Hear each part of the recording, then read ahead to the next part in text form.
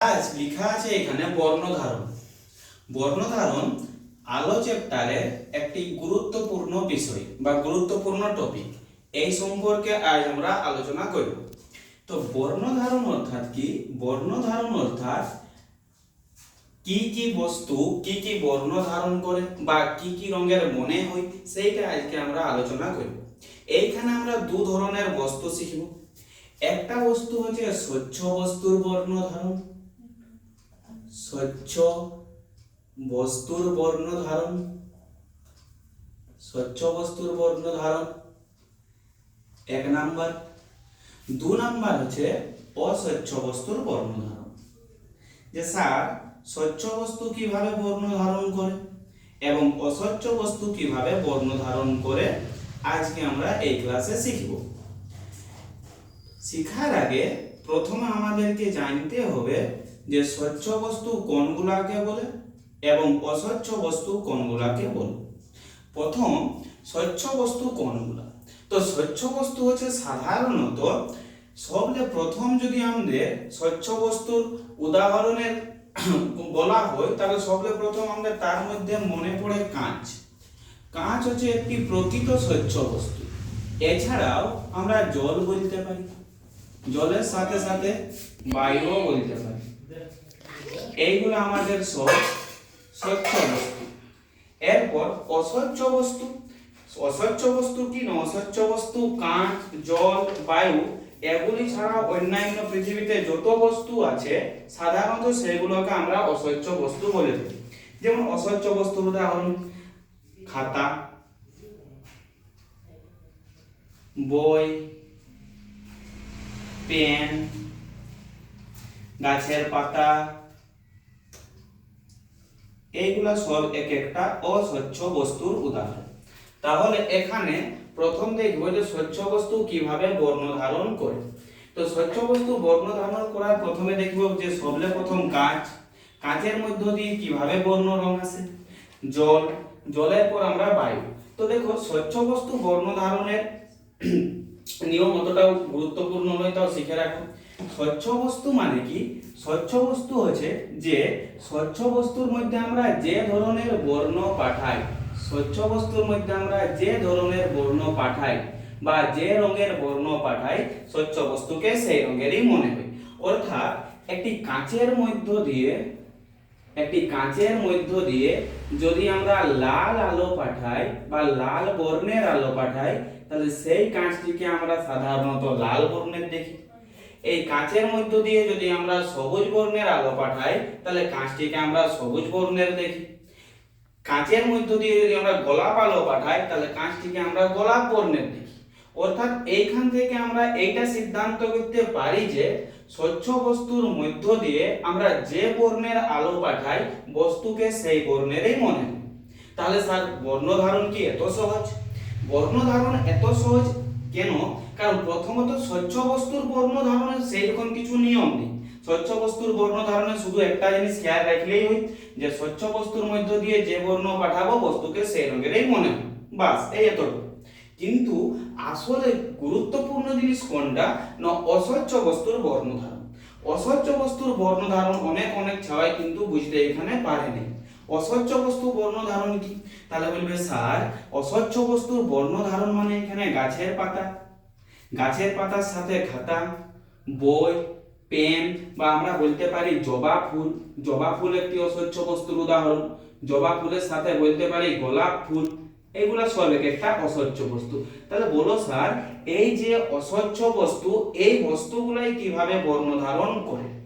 তাহলে এইটা একটু যদি ভালো করে আমরা দেখি, এই অস্বচ্ছ বস্তুর বর্ণ ধারণের একটু গুরুত্বপূর্ণ বিষয় কি শুনো।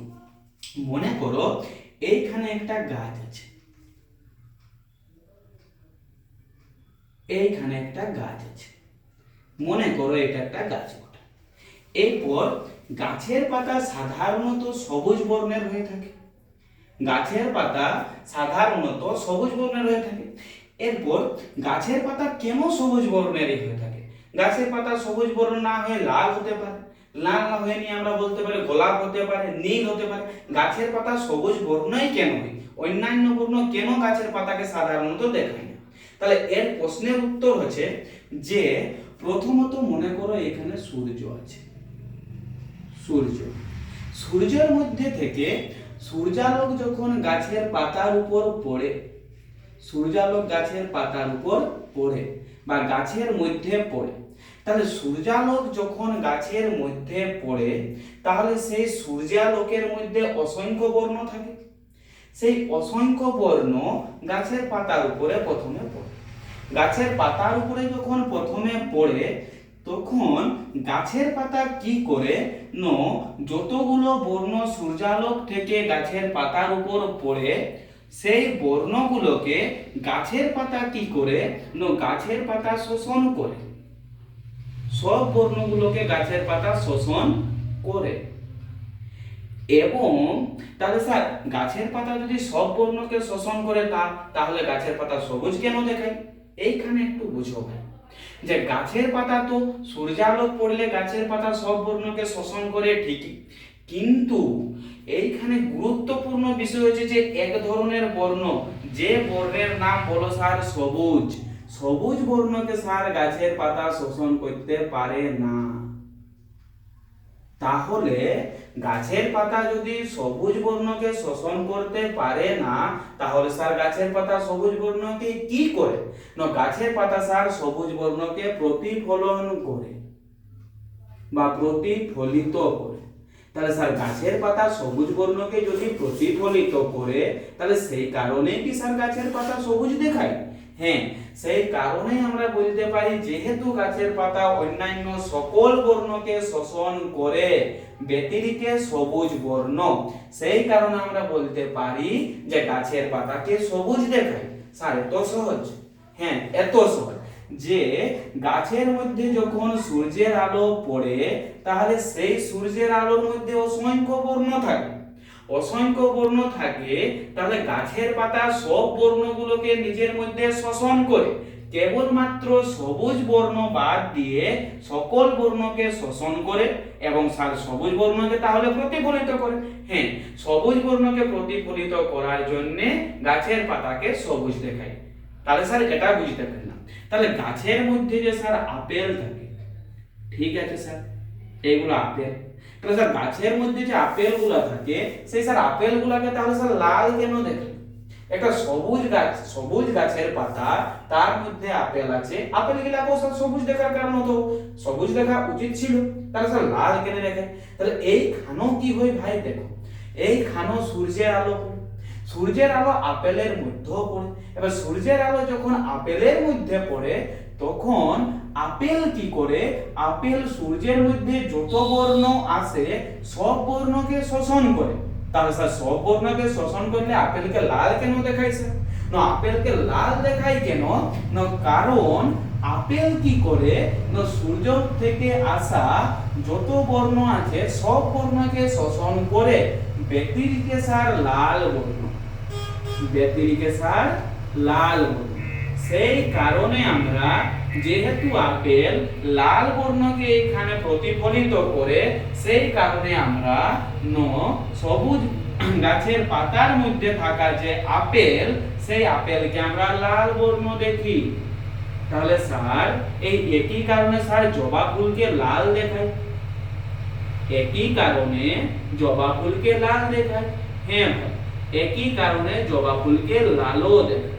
তাহলে স্যার যদি আমাদের পরীক্ষায় কোশ্চেন আসে বা প্রশ্ন আসে বলো তো জবা ফুলকে লাল কেন দেখায়, আমরা উত্তর কি দেব স্যার?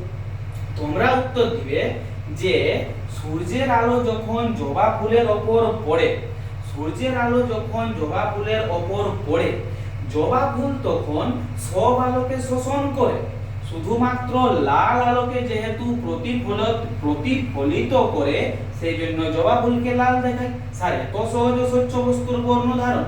হ্যাঁ, এত সহজ অস্বচ্ছ বস্তুর বর্ণ ধারণ। বর্ণ ধারণ অস্বচ্ছ বস্তু, তাহলে মূল বিষয়বস্তু কি? সূর্যের আলো যখন অস্বচ্ছ বস্তুর উপর পড়ে তাহলে সেই অস্বচ্ছ বস্তু যে আলোকে প্রতিফলিত করে বস্তুটাকে সেই রঙেরই মনে হয়। এইভাবে এই কারণে আমরা জবা ফুলকে লাল দেখি, গাছের পাতাকে সবুজ দেখি, গাছের মধ্যে অবস্থিত আপেলকে লাল দেখি, সব একই কারণের ফল। তাহলে স্যার ঠিক, এতগুলো আমরা বুঝতে পারলাম। এমনও তো কিছু কিছু স্যার বস্তু আছে যারাকে কালো দেখায় স্যার, যেমন স্যার কয়লা। কয়লাকে তো স্যার কোনো রঙের দেখায় না, শুধু কালো কেন দেখায় স্যার? দেখো, ঠিক আছে স্যার, কয়লা আছে, কয়লার পরে স্যার দুধ আছে, দুধকেও স্যার আমরা সাধারণত বলো সাদা দেখি স্যার, সাদা দেখাই স্যার। দুধের পর স্যার পারদ আছে, পারদকে আমরা সাধারণত স্যার সাদা বর্ণের দেখি। তাহলে স্যার সেক্ষেত্রে কি ঘটনা ঘটে একটু বলুন তো, যে স্যার কয়লাকে কালো দেখায়, দুধকে আমরা সাধারণত সাদা দেখি, পারদকে সাদা দেখি, তাহলে স্যার তাদের ক্ষেত্রে কি ঘটনা ঘটে? প্রথমে আমরা কয়লা আলোচনা করি, তারপর কয়লার পর দুধ আর পারদ। কয়লার মধ্যে কি ঘটছে না স্যার, কয়লার মধ্য দিয়েও সূর্যের আলো আপতিত হয়। তাহলে কয়লার মধ্য দিয়ে যদি সূর্যের আলো আপতিত হয় বা সূর্যের, তাহলে সকল বর্ণ কয়লার মধ্যেও পড়ে। হ্যাঁ, সূর্যের সকল বর্ণ কয়লার মধ্যেও পড়ে। তাহলে সূর্যের সকল বর্ণ যদি কয়লার মধ্যে পড়ে, তাহলে স্যার কয়লা কি কোনো বর্ণ শোষণ করে না? না ভাই, এইখানে কয়লা যত সূর্য থেকে আলো আসে সব বর্ণকে শোষণ করে। তাহলে সূর্য থেকে যত আলো আসে সব বর্ণকে শোষণ করে, তাহলে স্যার কয়লা কি কোনো বর্ণ প্রতিফলন করে না? না, এক্ষেত্রে কয়লা কোনো বর্ণকে প্রতিফলন করতে পারে না। যেহেতু কয়লা কোনো বর্ণকে প্রতিফলন করতে পারে না, সেই হেতু আমরা বলতে পারি যে কয়লাকে এখানে কালো বর্ণের মনে হয়। তাহলে স্যার আপনি বলতে চাইছেন যে কোন বস্তু সব বর্ণকে যদি শোষণ করে, কোন বর্ণকে যদি প্রতিফলন না করে, তাহলে সেই বস্তুকে কালো বর্ণের মনে হয়। হ্যাঁ, ঠিক বুঝেছো। যদি কোন বস্তুর ওপর সব বর্ণ পড়ে এবং সেই বস্তু সকল বর্ণকে যদি শোষণ করে, তাহলে সেই বস্তুকে কালো বর্ণের মনে হয়। ঠিক আছে স্যার, এটা তো আমরা বুঝতে পারলাম। তাহলে স্যার একবার আমাকে এটাও বুঝিয়ে দেন যে স্যার পারদের রং সাদা বা স্যার দুধের রং সাদা কেন দেখায় স্যার? দেখো, তাহলে সেম ঘটনাগুলো পারদের মধ্যে বা দুধের মধ্যে বা যে কোনো সাদা বস্তুর মধ্যে, মনে করে যে কোনো একটা এখানে বস্তু আছে, বস্তু যে মনে করো এইখানে একটা কোনো এমন আছে বস্তু, অর্থাৎ এইখানে হয়তো তোমাদেরই তোরা ধরো যে এখানে তোমরা একটা সাদা জামা আছে। তাহলে বলো স্যার এই জামাটা স্যার সাদা কেন দেখায়? রঙিন দেখাতে পারে, লাল দেখাতে পারে, ব্লু দেখাতে পারে, তো স্যার সাদা কেন দেখায়? কারণ আছে ভাই।